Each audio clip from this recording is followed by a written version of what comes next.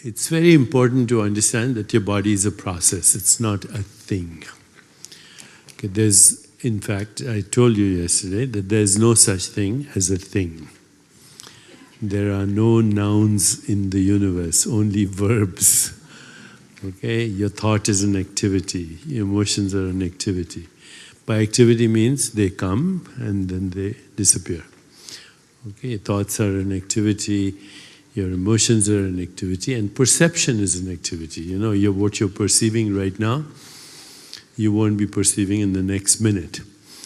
Okay, not exactly the same thing. And then, of course, when you walk out of here, there'll be something different. So thought is an activity, emotions are an activity, perceptions are an activity. And our body is a perceptual experience. You don't have the same body today that you had when you were a baby or a teenager or that you even had a year ago. 98% of all the atoms in your body that were there a year ago aren't there today. Okay? So people identify with their body, but it's an experience, just like a thought is an experience.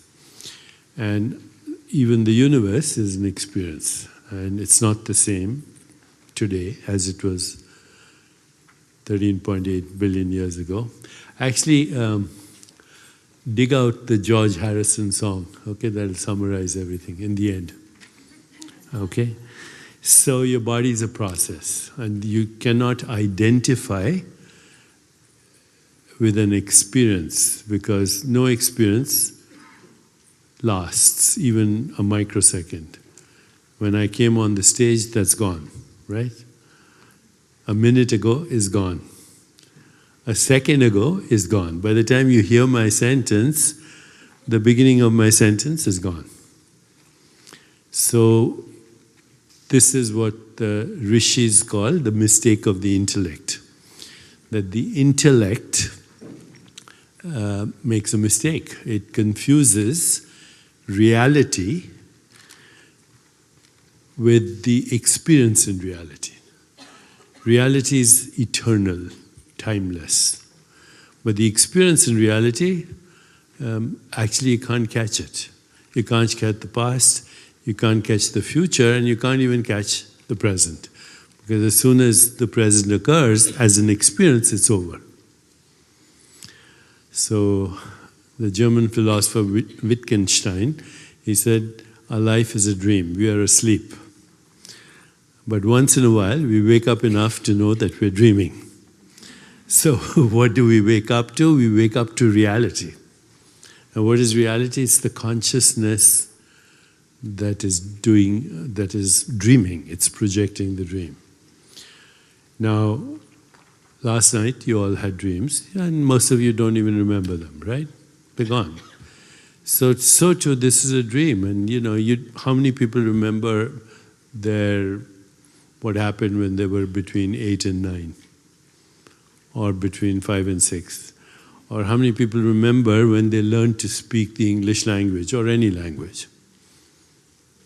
But you did. So just because you don't remember doesn't mean that it didn't happen, okay? Now, there are people who remember other lifetimes, but if you ask them what they had on Tuesday for lunch, they won't be able to tell you. And why is that? Because we only remember things that we pay attention to or give significance to, especially emotional significance. So you may not remember what happened 3 weeks ago at 5 p.m. unless you were maybe with your sweetheart and he or she said, will you marry me? This is a diamond ring, and opened a bottle of champagne. Then you'll remember, right? So memory is very fickle. Okay, it's not who we are. Now, in the understanding of Vedanta, the seeds of memory are called karma. Karma is the seed of memory, which is called sanskara. And the seed of memory, sanskara, creates vasanas, which are subtle desires, which take our soul through a cosmic journey until enlightenment. So I'm going to cover that in the even though time is a construct. We'll try and finish it in 1 hour. Okay, so your body is a process. It's a process you cannot identify with your body or your mind, because they're both processes, or with the perceptual experience of the world.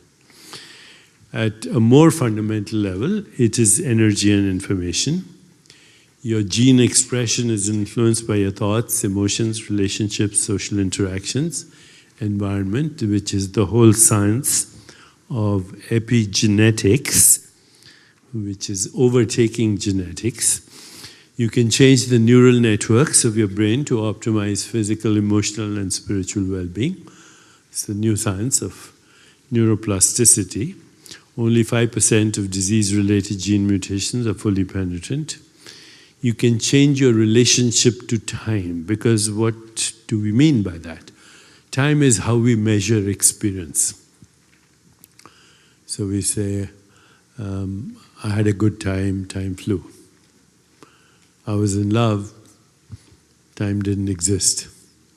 I was at the dentist, time dragged. Okay? I have so many deadlines to meet, I'm running out of time. That's the most dangerous internal dialogue. Okay? Because when you keep saying, I'm running out of time, it shows the quality of your awareness. And so, your biological clock speeds up, your heart rate speeds up, your blood pressure goes high, your platelets get sticky, your body gets inflamed. If you have a heart attack and you die, then you have run out of time. So experience is in time, but the experiencer, which is you as consciousness, is not in time. Let me go back. You as the conscious being is not a time. So when you remember your past and you remember your childhood, you remember your adolescence, who's that remembers? You say, I remember. I is timeless. I is what we call the one, the awareness that is having the experience. So I is that which knows the experience, remembers the experience. All experience occurs in I, and then all experience disappears in I. Only I remains. With threads of memory and wisps of desire or karma. And this is karma which is recycling as this and all this. Everything you're experiencing is karma. So when people hear about this, they say, then we have no free will.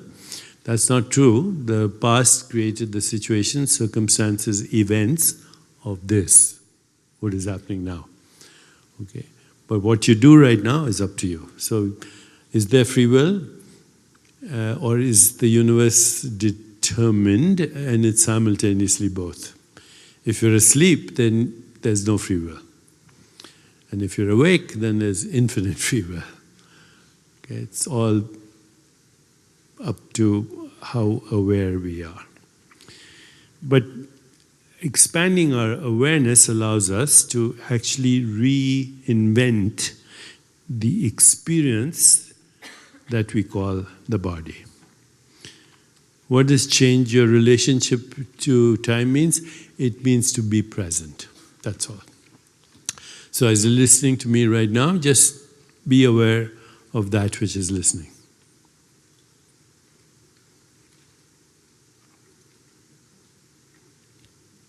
As you're listening to me, be aware of that which is listening.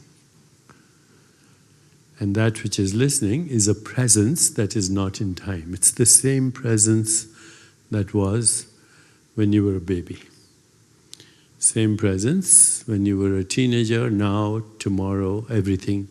Experience will keep transforming, but the presence in which the experience is happening is always the same.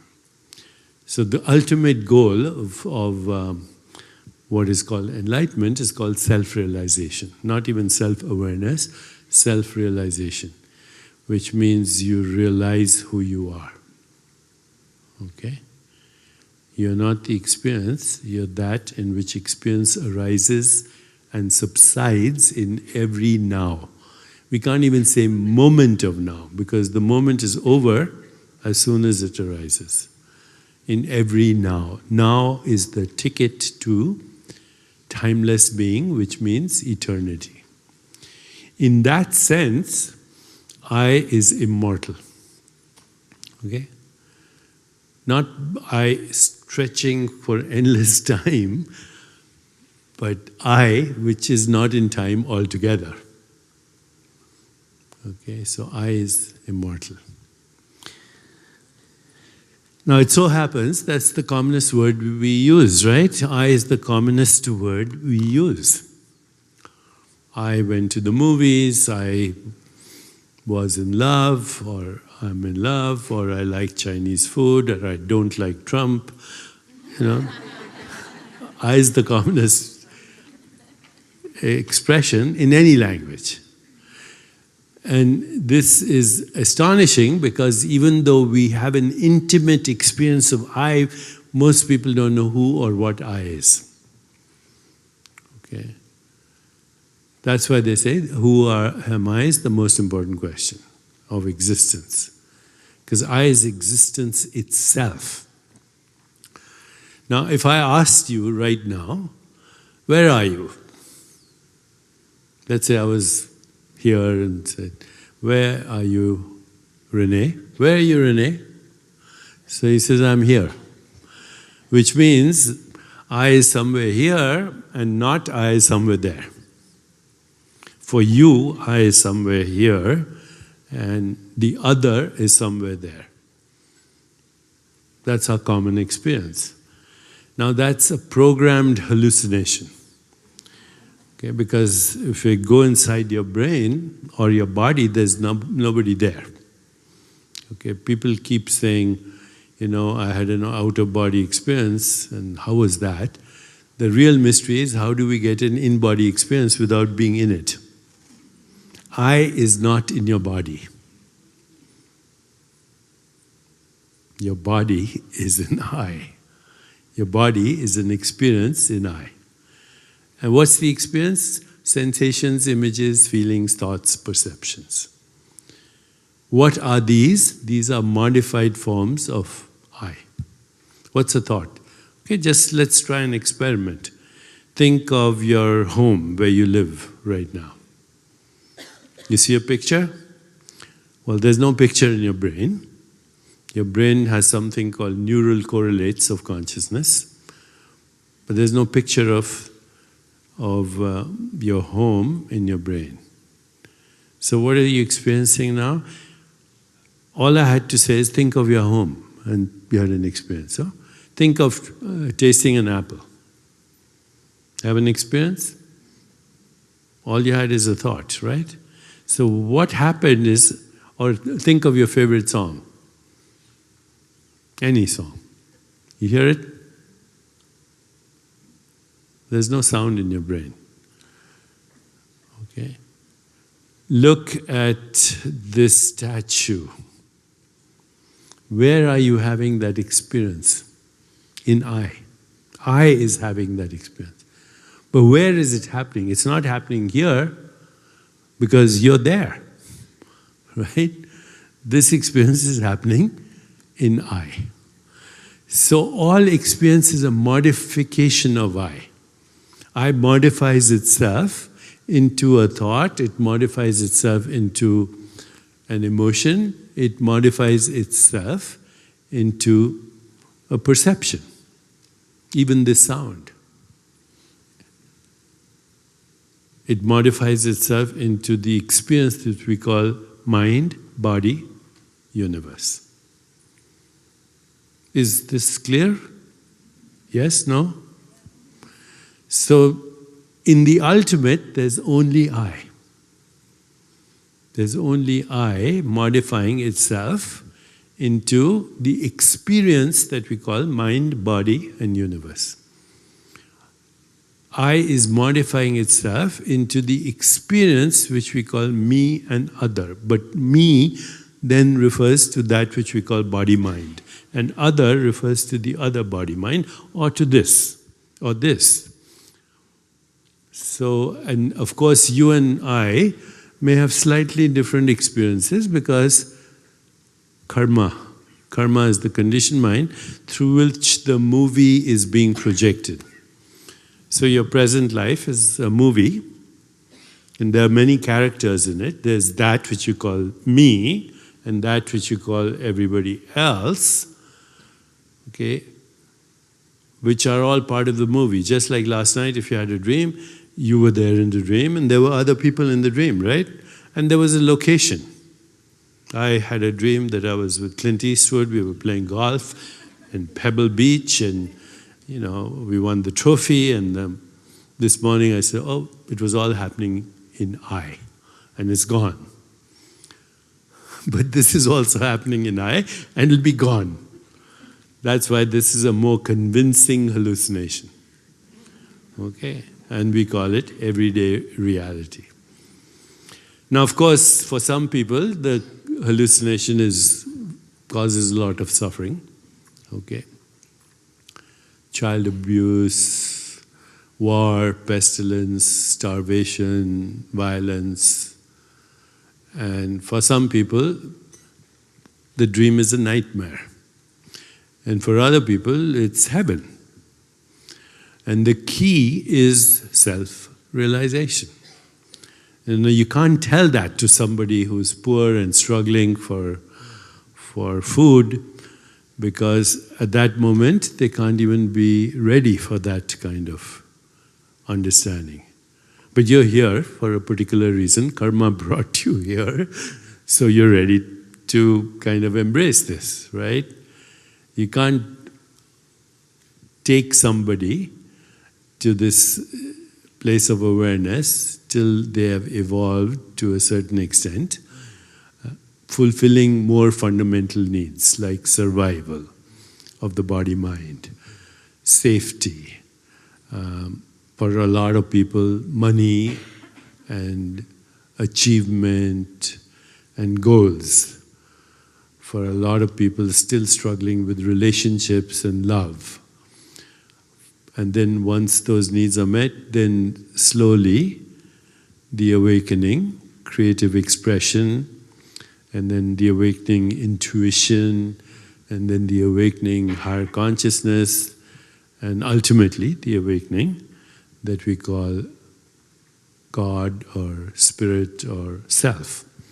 It's all the same thing, self-realization, because the self of the individual is the self of the universe. By the self of the individual, we don't mean body-mind, okay? Body-mind is just a transient experience. There's no, actually in the deeper reality, there's no body, there's no mind, and there's no universe. There's only you. And that you is slightly different from this you, and we call that the soul. Soul being the part of cosmic consciousness that is a journey through cosmic time, ultimately for self-realization. So in that sense, self-realization is the highest intelligence. Okay? Now along the way, of course, there are many things that interfere with that. And those are things that are part of our conditioned mind. They create situations, circumstances, events that we have to kind of navigate through till we say, okay, been there, done that, now let's go for it. Let's go for the final,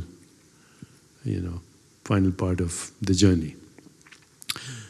So what I'd like to do is just put that total well-being slide on. We'll come to this song right at the end, okay? So this was a slide based on some data put together at Gallup. Also, Gallup, they do polls, and they're usually very good. Last time they were wrong. Okay. Now, I happen to be on the board of Gallup, and not for the polls, but for looking at data on well-being. And this is how Gallup kind of breaks it down. we made the mind map here. So they break down well-being in the following segments, hopefully to cover every aspect of well-being. Not yet spiritual well-being, because it's difficult to measure, although we are now doing it at the center with help of Paul Mills and UCSD and statisticians. We're beginning to measure well-being, spiritual well-being as well. So these are the 5 so-called buckets of well-being. First is career well-being. And basically, do you love what you do every day? Is your job, is your career and your calling in alignment? Okay, so job is what you're doing today and these days. Career is what you do over your lifetime. And calling is a commitment to, which is bigger than yourself, which is ultimately a spiritual quest. Okay? If your job, your career, calling are in alignment, then you're all set. And here are some data which we can go into, which we don't need to though, but this is Gallup data, which is very useful for corporate training, etc. If your boss, if your manager, if your supervisor ignores you, your rate of disengagement goes up by 45% and you fall sick. If your supervisor, your boss, your manager criticizes you, you get better, 20%, 25%, 22%. Why? Because human beings would rather be criticized than ignored. When you're ignored, then you don't exist. When you're criticized, at least you exist. But if your boss or your supervisor notices a single strength that you have, your rate of disengagement is less than 1%, and you feel happy and you're healthy. But that acknowledgement of your strength is authentic. It's not made up, okay? So this is very important because now we know that only 20% of people in the American workforce are engaged. The rest are disengaged, which means they come to work, but they have to because they need a job. And then of that, a significant number are actively disengaged, which means not only are they unhappy, but they come to work to make other people unhappy. So what would be the ideal career? It would be your job, your career, your higher calling and alignment, and working with other people who are also complementing your strengths, because they have different strengths that you don't have. Yeah, you can put that on. You would work with people who complement your strengths, and then you would also be spiritually and emotionally bonded with them. It's like a good sports team. In sports team, they all have the same vision, they complement each other's strengths, and they're connected emotionally. If not spiritually, they're connected. That would be the ideal work environment. I think we can say that the Chopra Center, if you've experienced the energy here, everybody is complementing their strengths. Okay, what Roger does, or Sheila does, or Amanda does, or Renee does, I can't do. And what I do, they can do, but maybe they're better at something else. Okay, so, but we are all bonded, right? So that creates a good experience for all of you. Okay, if you have a happy friend, then your happiness goes up by 15%. If the happy friend has a happy friend, it will go back to the big total slide. So the next part is social well-being. By the way, just so you know, in all the studies that have been done on people who live long or live even beyond 100, and actually don't get sick, guess what's the number one factor of all the things? Social networks. We shouldn't call them social networks, but social connections, bonding. Networks implies, I have to go network now. Yes, the people who love you and those that you love. That's the number one thing. Friends and family or colleagues that care about you. Okay, that you can trust and they can trust you. That's the number one predictor of longevity and well-being.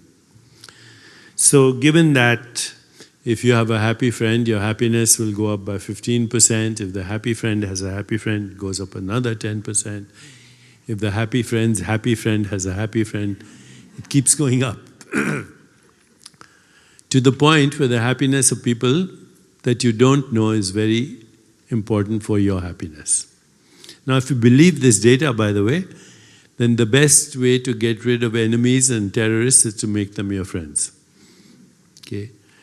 Or at least, if not that, increase their capacity for well-being and happiness. That's the only way to get rid of a violent ideology. You can kill a person, you can kill a terrorist, but you can't kill their mind. Okay, and mind transcends the biology. So, lots of data on this. If you hang out with thin people, you will lose weight. If you hang out with people who are extremely heavy, you'll start to gain weight. Why? Because we mirror each other, right? We mirror each other's thoughts, emotions, and also neurons and biology. So that's very interesting. Physical well-being, we've covered a lot in the last 2 days. Community well-being, these are 3 Sanskrit words, seva, satsang, simran. So seva means service. To dedicate yourself to a cause bigger than yourself, even though it also benefits you. Okay, seva. Satsang means a gathering of people who are on the same journey, like this. And simran means spiritual practice. So those would be ideal communities in the world, right? Where people are dedicated to serving a higher vision, a higher cause, where they have some kind of spiritual practice together. That's called Simran. The word actually means remembering who you are. Satsang means hanging out together, okay, being together. But then that translates into, is the community safe? Do you feel safe walking at night? It's all measurable, by the way. Okay. In fact, I can tell you this now, but we had gathered data for the last 15 years on how we could, when I say we, means at the Gallup organization, we had gathered data how you could predict the quality of leadership, you could predict a revolution, you could predict a financial crisis, you could predict violence, you could predict restlessness, just by looking at these different aspects of well-being. We, meaning again Gallup and us, met with the State Department in the George W. Bush era. We met with them in the Obama era and also in the Clinton years. Nobody actually listened. But when the Middle East crisis started to take place, you know, when Libya and Egypt and Tunisia had their problems, and we had already predicted that, then we got some attention. So I was at that time teaching a course in, I still teach it, this is going to be my last year, 15 years I've been doing it, at Kellogg Business School, and I was informed by the dean of the business school and by the State Department that one of the students in my class was going to be Gaddafi's son, because we had predicted that Libya was going to fall. And so, in their wisdom, the government said, maybe we can prevent that. maybe we can rebrand Libya. That's how governments think. So I was told he was going to be in my class. The dean knew that. He was brought to the class with 2 other companions, one from the CIA, one from the State Department. They had other positions, professor at Georgetown University, etc., etc. He introduced himself. My first name is this, second name is this. Didn't use his last name. I'm an investor and I live in North Africa. And we asked everybody, what are your hobbies? And his was hunting, adventure, and horses. Royal kind of family. Very articulate, had a British accent, wore the best clothes in the class. And 3 weeks later, he was dead. Because it was moving so fast. The restlessness based on these statistics. I was invited to go to Libya, but I got a message that I should wait. And I had to wait 3 weeks to see. It was a disaster. I mean, I'm telling you the story now because I can tell it. Okay, so community well-being is very important. Okay. Finally, financial well-being. And what does the data show about that? The data shows that financial well-being is very important, but it's not the most important thing. Okay. Now, if you ask people what's the most important thing in your life, right now they'll say it's money. Because people are struggling in the world. And so their perception is it's money, but when they get the money, they notice that initially they're very happy. 6 months, they're back to the baseline. 1 year for sure. So if somebody wins a lottery and they win $20 million, they'll be ecstatic in the beginning. And then in 6 months, it'll start to plateau. In 1 year, back. Why? Because it doesn't actually change who you are. Who you are is how you look at life and how you treat other people, and if you have love and relationships and people that care about you, those are the most important things. Okay, so the amount of money that you have influences your happiness by about 10 to 12%. Okay, the remaining comes from how you experience everything else in your life. Of course, it's important to feel secure, to have insurance, to have retirement. All these things are very important when we talk to businesses or get the data on what is corporate well-being. These are the things that we mostly talk about. Okay, so Renee, can you show the happiness formula? In the last few years, social scientists have worked very hard to create what they call the happiness formula. And so this is the happiness formula. H is equal to S plus C plus V. S is the set point for happiness, which determines about 50% of your daily happiness experience. And what is the set point? It's your attitude to life. Do you see life as an opportunity, as an opportunity to grow, to love, to experience relationship and love, or do you see life as a problem? How is this set point determined? It's determined in the first 3 years of life by parents, siblings, and caretakers. And what's the mechanism? The mechanism is mirror neurons. Your neurons mirror the neurons of your parents or your caretakers and your siblings. So if your parents were constantly complaining, condemning, criticizing, playing the victim, that's what you grow up to be. If your parents were always happy, and I was very lucky with that, as I told you about my parents yesterday a little bit, then you grow up with these amazing attitude that life is a place for service, for satsang, for simran, etc. Can the set point be changed? Yes, it can be changed. That's why we're here. Set point changes very significantly through practices that have in one way or another to do with meditation, spiritual practices. They change our set point. That's 50% of daily happiness experience. C is conditions of living. We're talking about financial conditions. I already told you, 10 to 12% of our daily happiness experience.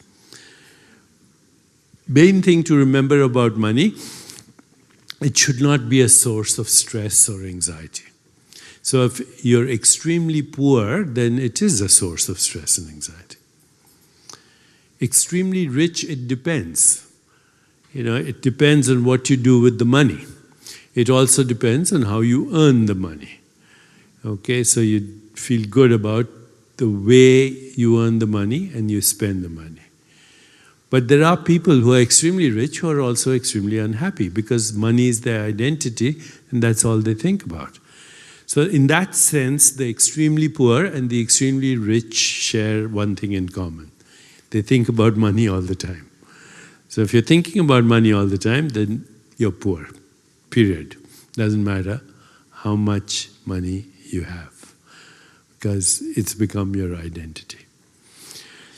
Okay, that leads us to the third part of the formula, which is a big chunk of happiness, 40% or more, and that's of the choices that you make every day. So if your choices are about personal pleasures, then those choices will lead to happiness, but it will be transient. In the United States, the number one choice for personal pleasure is shopping. The number two choice for personal pleasure is entertainment, food, alcohol. The third choice is sex.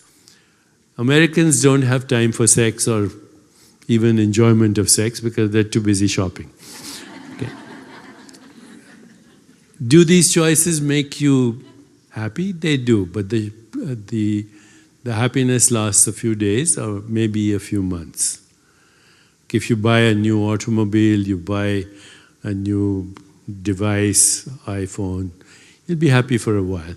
But after a while, it's something that you don't even think about, okay? It doesn't add to your happiness. And that's true for anything that you buy, by the way. A house, a yacht, a private plane.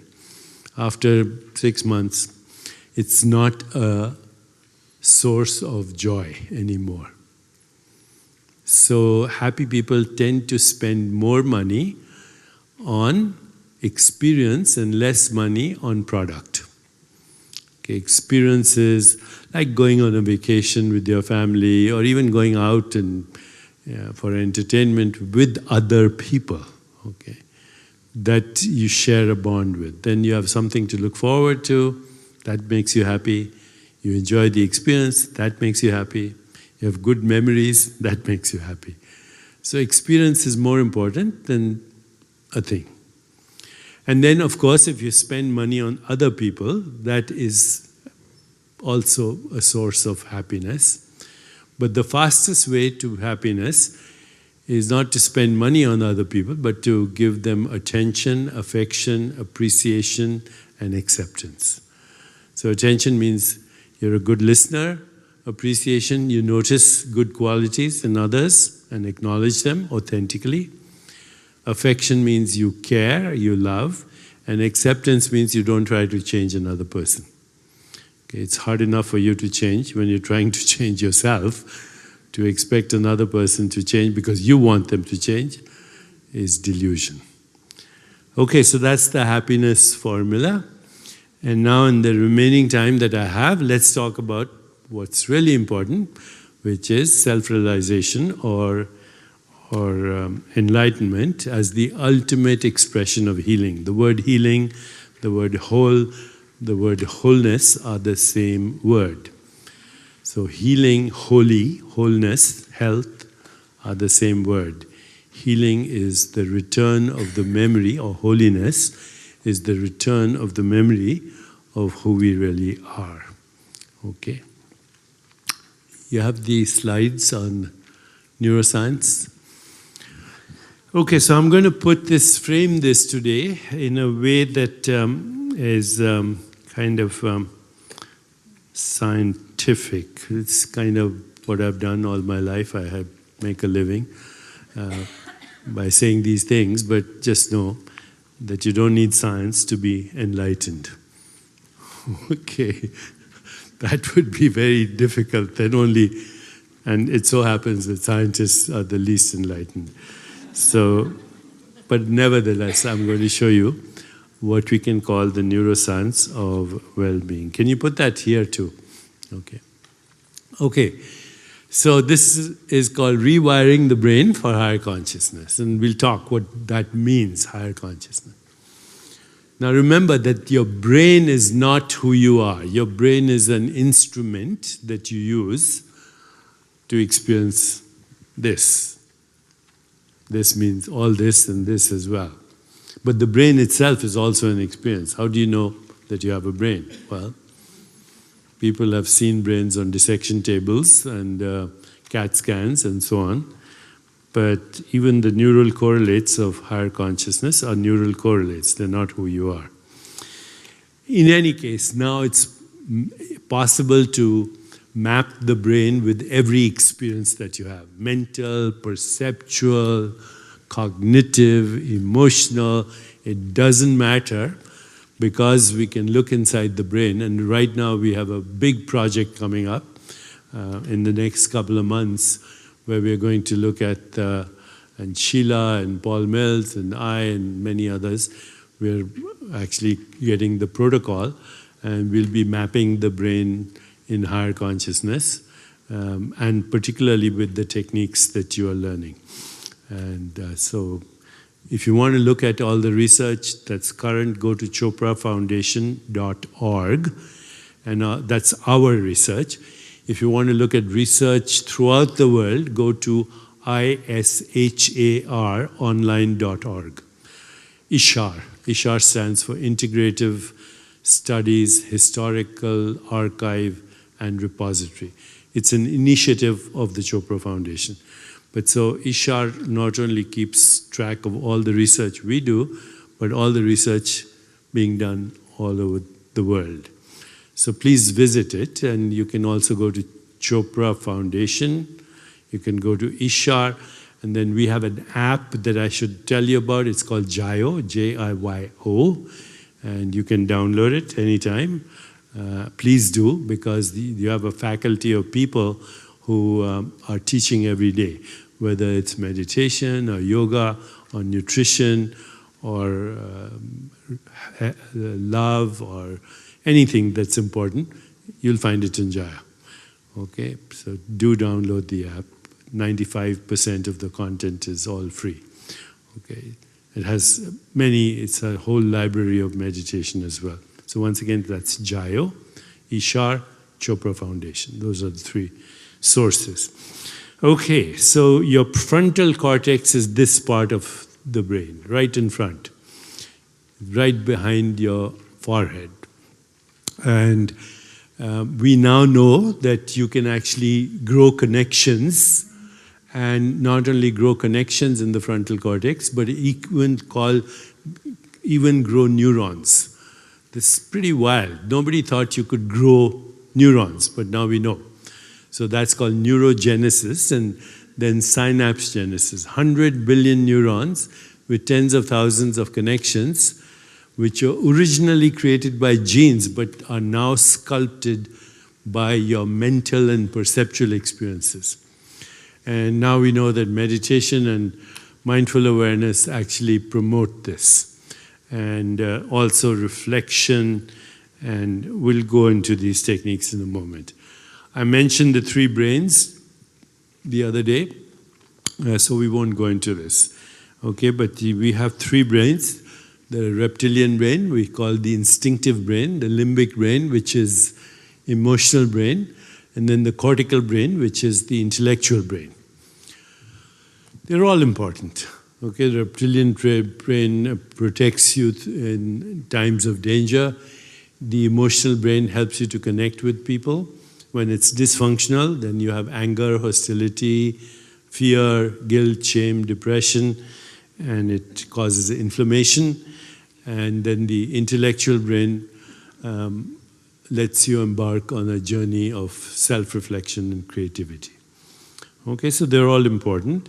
But the emotional brain is found in all mammals, and all mammals have groups. We call them as humans, families, and social engagement. And all mammals nurse their young, they play, and they don't lay eggs, they make babies. And they coo and they cuddle and they have fun.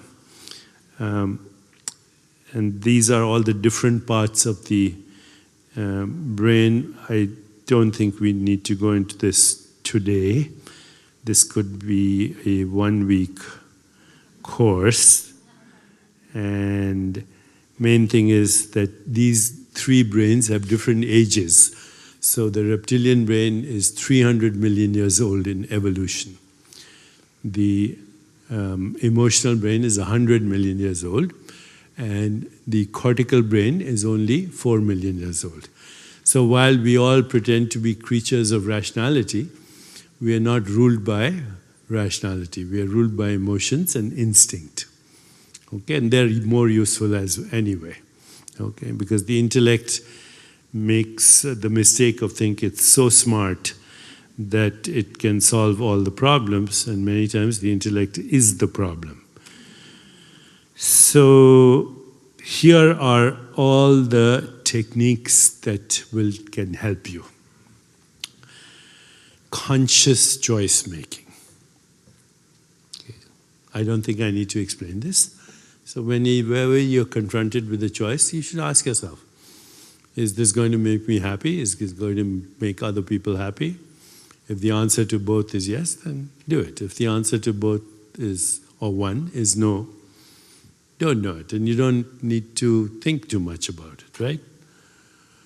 Also, there's a difference between instant gratification and long-term fulfillment. So is going to have a double cheeseburger going to make me happy?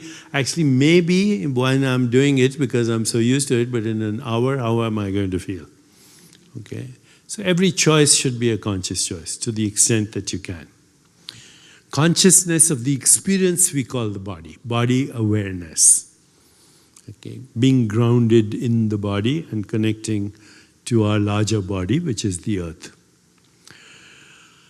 Monitoring and regulation of emotions. Now, this is a whole topic in itself, so I'm not going to talk about it today, but I think you have enough knowledge to know that love, compassion, joy, peace are the most important things. Okay? And that's what you focus on. Now, of course, a lot of people have emotional distress because of emotional trauma, past experiences, and there are ways to get rid of that emotional trauma. And that involves first bringing awareness, localizing the emotions, because all repressed emotions are in one of the 7 chakras, which are junction points of consciousness and biology. And also, I think we have many programs here, but also I have lots of material online if you want to look up, the 7 steps to emotional release, responsibility, awareness, labeling, expressing, sharing, releasing, celebration. Okay. To the point where you never need to feel emotional distress at any time. Now, ever since I did a program on Oprah, the STOP formula became very popular. So STOP stands for exactly that, S-T-O-P. When you're in distress or you're being reactive, stop, S-T, take 3 deep breaths and smile. O, observe what's happening in your body and keep your awareness on the discomfort till it goes away, just by putting awareness. And P, proceed with awareness and compassion. Make it a habit. And then that's called response flexibility. The more flexible you are in your responses, the more you will decouple automatic behavior. The more flexible you are in your responses, the less you'll be a biological robot. Biological robot means you're triggered into situations and circumstances and events by the same patterns of behavior. So you become a bundle of conditioned reflexes and nerves that's constantly being triggered into the same responses, and that you have no freedom. Okay, so the more you observe, this is Krishnamurti's highest teaching. He said the highest intelligence is the ability to observe yourself without judging yourself. Just observe yourself. Of course, observing yourself has different components: your body, your mind, your emotions, your perceptual experiences, and the world. Empathy and interoception. Interoception, perception means I'm aware of the outside world. Interoception means I'm aware of the inside world, not only of the body, but that which we call mental space. You can modulate your emotions, but once you have to become aware of them. That's an interesting word, GABA-GU. GABA stands for gamma-aminobutyric acid. And GU is when you're experiencing healthy emotions, then there's a lot of this gamma-GU in your neurons that prevents inflammation. Emotional modulation, insight, and then linking, there's a part of your brain that's called the insula. Insula means island, that connects to your heart, lungs, intestines. And you know, in yoga, there's something called pratyahara, the 8 limbs of yoga. So you remember them? Yama, niyama, pratyahara, dhyan, dharana, samadhi, pranayam, yogasana. I didn't say them in order, so Raja will correct me afterwards. But that's okay. So one of them is pratyahara. It's, that you can learn to regulate your heart rate, the behavior of the internal organs. And yesterday we covered a little bit of that when I spoke about the vagus nerve. Okay, so all that is possible. These are the 3 brains. I'm not going to go into evolution right now, but other than all emotions, even negative emotions have biological reasons. Okay, so this was first pointed out by no other than Charles Darwin himself. He said, fear readies the animal for flight, anger readies the animal for combat, jealousy alerts the mammal to the loss of reproductive chances, disgust is the nauseous revulsion and the invisible likelihood of contamination from rotting foods. He's a smart guy, huh? Contempt, pride, guilt, shame, humiliation are only found in social mammals like primates, chimpanzees, and of course humans. And then humans now are embarking on a new journey: love, compassion, empathy, and higher consciousness. So when we experience these, when we have experiences of what are called flow, spiritual exaltation, scientific discovery, just the delight of exploration, then we move into higher consciousness.